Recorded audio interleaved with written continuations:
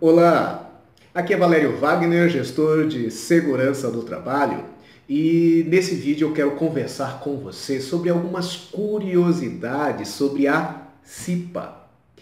Bem, geralmente me perguntam várias situações relacionadas à CIPA, então eu resolvi fazer esse vídeo breve só para a gente comentar aquilo que mais geralmente as pessoas comentam, perguntam para mim em relação a isso. Então vamos à primeira curiosidade da CIPA. Primeira coisa, CIPA é por estabelecimento. O que significa isso? Significa que uma CIPA, uma empresa, ela pode ter que constituir várias CIPAs.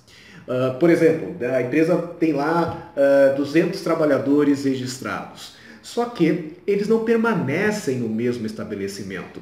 A empresa tem sua matriz, tem filiais ali na mesma cidade, por exemplo, mas todo mundo é registrado no mesmo CNPJ. Portanto, o que deverá acontecer? Se na matriz temos lá, vamos supor que o total de funcionários, de trabalhadores dessa empresa seja 200, né? Serão 200 trabalhadores. Desses 200, 100 ficam na matriz. Os outros 100 são distribuídos em filiais. 50 na filial, né, primeira filial, na filial A, vamos dizer assim, 30 na filial B, né? Já deu o que? 80. Aí vamos dizer que na C e na D tenham cada uma 10 trabalhadores. Né? Então, nesse caso, o que vai acontecer? CIPA para matriz, CIPA para filial A, que tem 50, dependendo do ramo de atividade dessa empresa, nós temos que ver lá na NR5, a partir de quantos trabalhadores deverá ser necessário ter a CIPA. Pode ser que nessa de 30 também tenha que ter uma terceira CIPA, e lá naquelas duas, onde cada uma tem 10 trabalhadores, não há necessidade, não há obrigatoriedade de ter CIPA, mas vai ter que ter o quê? A figura do designado de CIPA. Então esse é um exemplo de uma empresa que tem um CNPJ, porém tem várias filiais e terá que ter várias CIPAs. Né? Várias CIPAs, 2, 3 CIPAs e designados de CIPA. O que muitas vezes acontece é elaborar ou fazer todo o processo com uma CIPA única, lá na matriz. Isso é um equívoco. Então essa é uma das curiosidades, uma pergunta muito comum aí, principalmente, claro, esse vídeo, essa conversa, ela é bem mais direcionada para aqueles que estão querendo obter alguma informação sobre CIPA, para aqueles que querem aí, de repente, estão estudando, né? Então, quem é experiente já sabe disso, eu sei que já sabe disso, mas também vale a pena conferir, tem mais coisas no vídeo até o final aí que até mesmo para quem é experiente é importante, né, aprimorar, né, de repente relembrar. Então essa é a nossa primeira curiosidade sobre CIPA, questão relacionada ao estabelecimento. Outra curiosidade em relação a presidente, vice-presidente da CIPA. Sempre o presidente de uma CIPA ele é um membro indicado, sempre é assim. No caso do vice-presidente, ele é um membro eleito, um dos membros eleitos.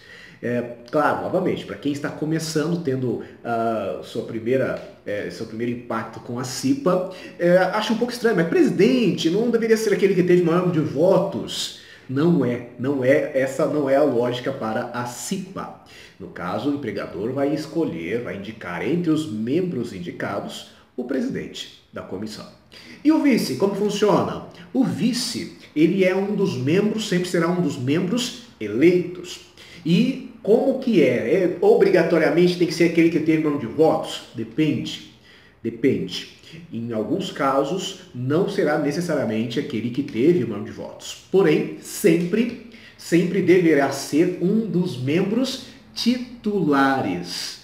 Membro eleito, sempre, para ser vice-presidente da CIPA, tem que ser um dos membros titulares. Como funciona? Vamos pegar uma CIPA pequena, menor de todas, aquela que tem 2 membros eleitos. Uma CIPA que tem 2 membros eleitos, só para frisar aqui, para não gerar essa dúvida, ela sempre vai ter quantos membros no total? 4. Né? 4 membros. Por que 4? 2 eleitos e os outros 2 são quem? 2 indicados. Certo? 2 eleitos, 2 indicados. Agora, vamos tratar aqui apenas dos membros eleitos. Nesse caso, como eu só tenho 2, eu terei um titular e um suplente. E só pode ser vice-presidente quem? O titular. Então esse daqui, ele obrigatoriamente terá que ser o vice-presidente. Não tem como eu colocar esse suplente. Então não tem, é assim, tem número de votos aqui, ele vai ser o vice-presidente. Agora, vamos pegar um exemplo de uma CIPA com mais membros. Vamos pegar um exemplo de uma CIPA que tenha 4 membros eleitos, e, consequentemente, vai ter quantos? 4 membros indicados. Novamente, vamos nos ater aos membros eleitos. Então, dos membros eleitos, eu tenho aqui 2 titulares e 2 suplentes. Então, 2 titulares são quem? Aqueles 2 mais votados. E os demais em ordem decrescente de votos. Então, desses 2 titulares, qualquer um deles pode ser vice-presidente.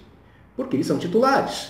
Ou seja, não precisa obrigatoriamente ser aquele que tem número de votos. Pode ser, nada impede, mas pode ser o segundo também. Então, como vai funcionar essa escolha? Os 4 membros eleitos vão definir entre esses 2 quem será o vice-presidente. Então, assim funciona a escolha do vice-presidente. Então, tá aí, essa é a nossa segunda curiosidade. Presidente, vice-presidente. A nossa próxima curiosidade que eu vou comentar com vocês aqui é referente ao secretário da CIPA. Essa é muito comum, principalmente quando a gente vai ministrar curso de CIPA, o pessoal perguntar, é novidade para muita gente quando a gente vai ministrar um treinamento. Mas, como funciona? Você sabia que o secretário, ele é o único membro de uma CIPA que pode ser de fora da comissão? Pois é. Só que, claro, tem que ter aí a permissão do empregador. Mas quando que isso acontece? Suponhamos que foram lá eleitos, foram indicados, mas ninguém ali... Isso hoje é raro de acontecer, mas vamos usar esse exemplo. Mas ninguém ali tem acesso ao computador, ou não tem habilidade com o computador, não tem uma habilidade para fazer a ata. E aí convidam uma pessoa de fora da comissão. Vamos dizer aí que seja aquela CIPA pequena, aquela CIPA com 4 membros no total, 2 eleitos e 2 indicados. Então, ninguém aqui quer fazer a ata, vamos verificar uma 5ª pessoa para ser secretário dessa CIPA. Isso pode acontecer, tá? Então, essa 5ª pessoa pode ser de fora aqui dos eleitos e indicados, desde que o empregador permita isso.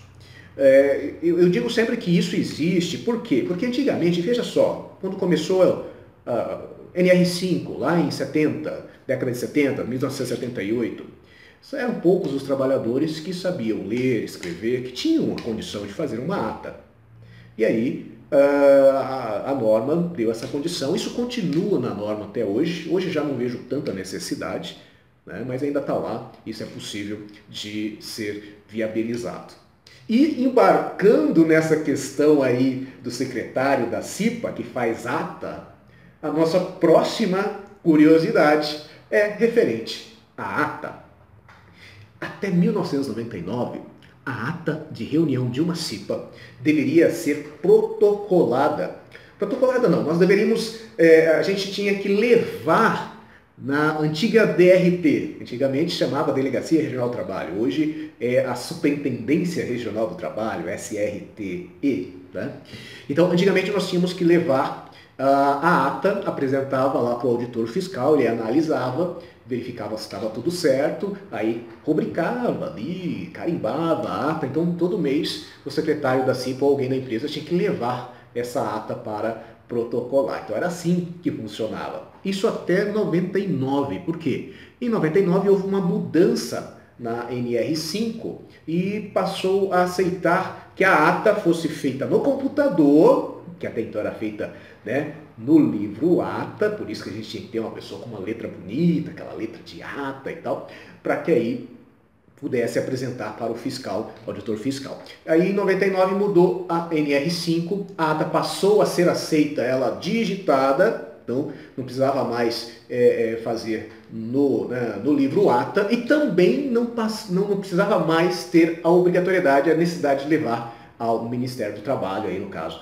a Superintendência Regional do Trabalho. Então hoje não precisa mais, isso já faz tempo, né, que mudou. Mas é uma curiosidade, aqueles que são mais antigos lá lembram disso, Tá? Também aí para reforçar a nossa informação. Então, de repente, você é um profissional de segurança, vai ministrar um curso de CIPA, alguém vai comentar isso, né? Realmente isso, a pessoa, né, que já está aí quase se aposentando, às vezes está lá participando do curso de CIPA, vai perguntar para você, mas eu lembro que tinha que protocolar a ata, tinha que levar a ata. Realmente teve, não precisa mais, já faz muito tempo isso, pode ser que você nem tinha nascido ainda quando aconteceu essa mudança. Bom, continuando aqui, olhando aqui os meus apontamentos, eu vejo que tem mais uma curiosidade. Qual é essa curiosidade? É referente à documentação do processo eleitoral da CIPA. Então, como funciona? Essa documentação, até 2011, qual é essa documentação? Vamos lá, primeiro deixa eu dizer para você qual é essa documentação.